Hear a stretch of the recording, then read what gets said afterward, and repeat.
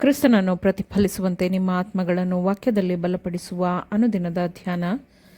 ಇಂದಿನ ಧ್ಯಾನದ ಶೀರ್ಷಿಕೆ ಲುದ್ಯಳ ಆತಿಥ್ಯ.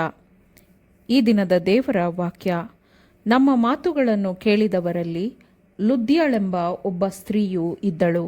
ಆಕೆ ಧೂಮ್ರವರ್ಣದ ವಸ್ತ್ರಗಳನ್ನು ಮಾರುವವಳು, ಥುವೈತರ ಎಂಬ ಊರಿನವಳು, ದೇವಭಕ್ತಳು ಆಗಿದ್ದಳು.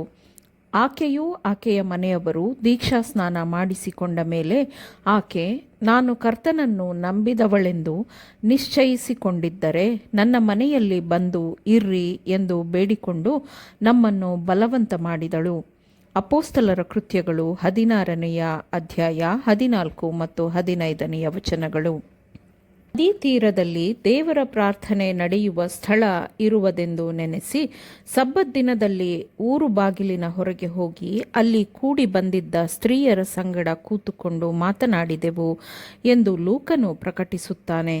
ಅದು ಮುಂದುವರೆದು, ನಮ್ಮ ಮಾತುಗಳನ್ನು ಕೇಳಿದವರಲ್ಲಿ ಲುದ್ಯಳೆಂಬ ಒಬ್ಬ ಸ್ತ್ರೀಯು ಇದ್ದಳು. ಆಕೆ ಧೂಮ್ರವರ್ಣದ ವಸ್ತ್ರಗಳನ್ನು ಮಾರುವವಳು, ಥುವೈತರ ಎಂಬ ಊರಿನವಳು, ದೇವಭಕ್ತಳು ಆಗಿದ್ದಳು. ಪೌಲನು ಹೇಳಿದ ಮಾತುಗಳಿಗೆ ಲಕ್ಷ್ಯ ಕೊಡುವುದಕ್ಕೆ ಕರ್ತನು ಆಕೆಯ ಹೃದಯವನ್ನು ತೆರೆದನು. ಆಕೆಯು ಸತ್ಯವನ್ನು ಸಂತೋಷದಿಂದ ಸ್ವೀಕರಿಸಿದಳು. ಲುದ್ಯಳು ಮತ್ತು ಆಕೆಯ ಮನೆಯವರು ಮಾನಸಾಂತರಗೊಂಡರು ಮತ್ತು ದೀಕ್ಷಾಸ್ನಾನ ಮಾಡಿಸಿಕೊಂಡರು.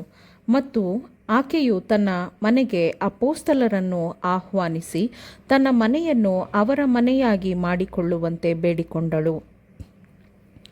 ತಿಳುವಳಿಕೆಯನ್ನು ಪಡೆಯಲು ಇಚ್ಛಿಸುವವರ ಜ್ಞಾನವನ್ನು ಮಾತ್ರ ದೇವರ ಆತ್ಮವು ಬೆಳಗಿಸುತ್ತದೆ.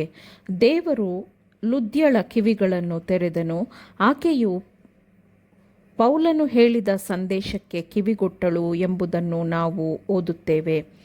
ದೇವರ ಸರ್ವಸಂಪೂರ್ಣವಾದ ಆಲೋಚನೆಗಳನ್ನು ಆಕೆಗೆ ತಿಳಿಸುವುದು ಮತ್ತು ಲುದ್ಯಳು ಸ್ವೀಕರಿಸಬೇಕಾದ ಎಲ್ಲವನ್ನು ತಿಳಿಸಿಕೊಡುವುದು, ಇದು ಲುದ್ಯಳ ಮಾನಸಾಂತರಕ್ಕಾಗಿ ಪೌಲನು ಮಾಡಬೇಕಾಗಿದ್ದ ಕೆಲಸವಾಗಿತ್ತು. ನಂತರ ಕೃಪಾಪೂರ್ಣನಾದ ದೇವರು ಅವಳ ಆತ್ಮವನ್ನು ಸರಿಯಾದ ಮಾರ್ಗಕ್ಕೆ ನಡೆಸಲು ತನ್ನ ಬಲವನ್ನು ಪ್ರಯೋಗಿಸಿದನು. ದೇವರು ಮತ್ತು ಮಾನವ ಕಾರ್ಯಭಾರಿ ಇಬ್ಬರೂ ಸಹಕರಿಸಿದರು ಮತ್ತು ಕೆಲಸವು ಸಂಪೂರ್ಣವಾಗಿ ಇಲ್ಲಿ ಯಶಸ್ವಿಯಾಯಿತು. ಅಧಿಕಾರಿಗಳು ಸೆರೆಮನೆಗೆ ಭೇಟಿ ನೀಡಿದರು. ಅಪೊಸ್ತಲರಿಗೆ ತಮ್ಮಿಂದ ಆದ ಅನ್ಯಾಯ ಮತ್ತು ಕ್ರೌರ್ಯಕ್ಕಾಗಿ ಕ್ಷಮೆ ಯಾಚಿಸಿದರು ಮತ್ತು ಸ್ವತಃ ಅಧಿಕಾರಿಗಳೇ ಅವರನ್ನು ಸೆರೆಮನೆಯಿಂದ ಹೊರಗೆ ಕರೆದೊಯ್ದರು ಮತ್ತು ಅವರನ್ನು ನಗರದಿಂದ ಹೊರ ಹೋಗಲು ಬೇಡಿಕೊಂಡರು.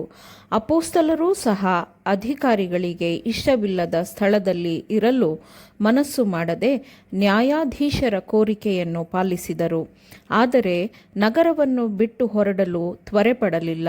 ಅವರು ಸೆರೆಮನೆಯಿಂದ ಲುದ್ಯಳ ಮನೆಗೆ ಸಂತೋಷದಿಂದ ಹೋದರು.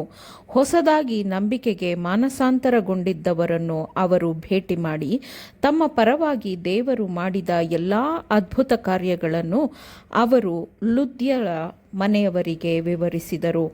ಅವರು ತಮ್ಮ ರಾತ್ರಿಯ ಅನುಭವವನ್ನು ಮತ್ತು ಸೆರೆಮನೆಯ ಪಾಲಕನು ಮತ್ತು ಕೈದಿಗಳ ಮಾನಸಾಂತರ ವಿಷಯವನ್ನು ಅವರು ವಿವರಿಸಿದರು. ಫಿಲಿಪ್ಪಿಯದಲ್ಲಿ ತಮ್ಮ ಶ್ರಮ ವ್ಯರ್ಥವಾಗಲಿಲ್ಲ ಎಂದು ಅಪೊಸ್ತಲರು ಭಾವಿಸಿದರು. ಅವರು ಅಲ್ಲಿ ಹೆಚ್ಚಿನ ವಿರೋಧ ಮತ್ತು ಹಿಂಸೆಯನ್ನು ಅನುಭವಿಸಿದರು.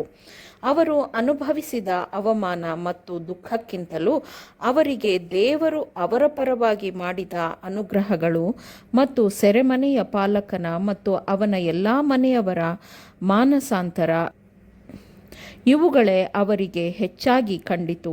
ಅಪೊಸ್ತಲರ ನಡವಳಿಕೆ ಮತ್ತು ಮನಸ್ಸಿನ ಸ್ವಸ್ಥತೆಯಲ್ಲಿ ಯೇಸುಕ್ರಿಸ್ತನ ಧರ್ಮದ ಚೈತನ್ಯವನ್ನು ಫಿಲಿಪ್ಪಿಯನ್ನರು ನೋಡಿದರು. ಅನ್ಯಾಯವಾಗಿ ಅವರು ಅನುಭವಿಸಿದ ಸೆರೆವಾಸ ಮತ್ತು ಅವರಿಗಾದ ಅದ್ಭುತವಾದ ವಿಮೋಚನೆ ಇವುಗಳ ಸುದ್ದಿಯು ಆ ಪ್ರದೇಶಾದ್ಯಂತ ಹರಡಿತು. ಅಪೊಸ್ತಲರಲ್ಲದೆ ಬೇರೆಯವರಿಂದ ಹೆಚ್ಚಿನ ಕಡೆ ತಲುಪಲು ಸಾಧ್ಯವಿಲ್ಲದಂತಹ ಅವರ ಸೇವೆಯು ಹೆಚ್ಚಿನ ಜನರ ಗಮನಕ್ಕೆ ತಲುಪಿತು. ಆಗ ಕ್ರೈಸ್ತ ಧರ್ಮವನ್ನು ಉನ್ನತವಾಗಿ ಪರಿಗಣಿಸಲಾಯಿತು ಮತ್ತು ನಂಬಿಕೆಗೆ ಮಾನಸಾಂತರಗೊಂಡವರನ್ನು ಬಹಳವಾಗಿ ಬಲಪಡಿಸಲಾಯಿತು. ಆಮೇನ್. ದೇವರ ವಾಕ್ಯಗಳನ್ನು ಶ್ರದ್ಧೆಯಿಂದ ಆಲಿಸುವವರು ಮಾತ್ರವೇ ಆಗಿರದೆ ಪಾಲಿಸುವವರೂ ಆಗಬೇಕೆಂದು ನಿಮ್ಮನ್ನು ಉತ್ತೇಜಿಸುತ್ತೇನೆ. ಪರಿಶುದ್ಧಾತ್ಮನ ಸಹಾಯದಿಂದ ಆಲಿಸಿದ ನಿಮ್ಮೆಲ್ಲರಿಗೂ ಧನ್ಯವಾದಗಳು. ಮತ್ತೆ ದೈನಂದಿನ ಧ್ಯಾನಕ್ಕಾಗಿ ನಾಳೆ ಸಂಧಿಸೋಣ. ಆಮೇನ್.